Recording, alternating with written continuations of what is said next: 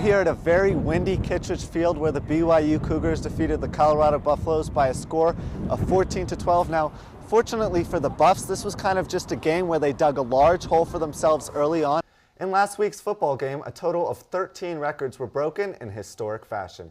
They included individual, team, FBS, and conference achievements. It really paid off tonight, to be honest with you. She was really in her rhythm, and one of the things that impressed me most is she was so good at finding the open area of the floor. It seemed like whenever there was a crease, she found it and made her shot. Boulder, Colorado is widely seen as one of the most environmentally friendly cities in the country. Yet in light of recent events, their local impact in relation to climate change is being put under question. Is there anyone else you saw really stand out this weekend? You know, Sammy, one guy who really stands out in my mind is kicker James Stefano. He's gotten better all season long. He had a career-long 53-yard field goal on Saturday night, and he can really be an option for the Buffs once they get on the other side of the 50.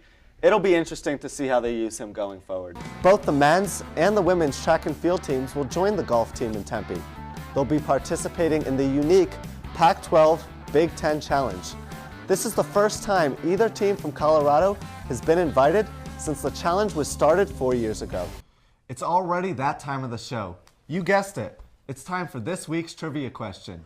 This week we ask, when the Buffs take the field and our favorite Buffalo leads them out, how fast is she running? Following a year in which the unit failed to meet sky-high expectations, it just felt like change was in the air.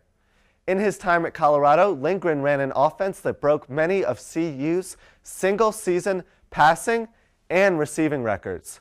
You talked a little bit about that first half. It kind of looked like you guys got off to a little bit of a slow start there. What did you see happen? Well, it's just, you know, sometimes you put that many new people under the lights for the first time and everything you've been working on just leaves. Colorado was extremely successful in this year's NCAA skiing championship. CU was the men's point champion for the first time since 2011. The women also performed well in the contest. While much of the talk at Colorado's Pro Day was about Phillip Lindsay and Isaiah Oliver, two standouts from Division II Colorado Mesa were also in attendance. In a great gesture by CU, the Mavericks showed off for the NFL scouts right next to the Buffaloes.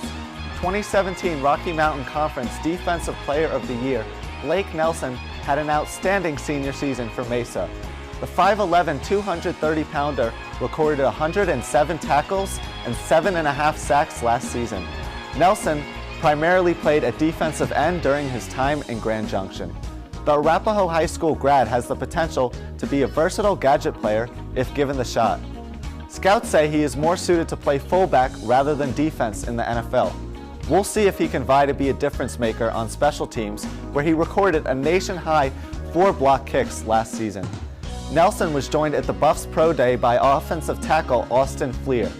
Fleer earned first-team Rocky Mountain Conference honors in back-to-back seasons. Hailing from Aurora, he is drawing attention from scouts for his mammoth-sized 6'8", 315-pound frame. The big boy might not have the same raw talent coming out of college, but he has drawn comparison to former Buff and current New England Patriot Nate Solder for his size. Given his height advantage, he has a shot as a blindside protector in the pros. We'll see if these two small school standouts can earn their way onto an NFL roster come August. That's all the time we have for this week's edition of Buff Banter. Back to you at the desk.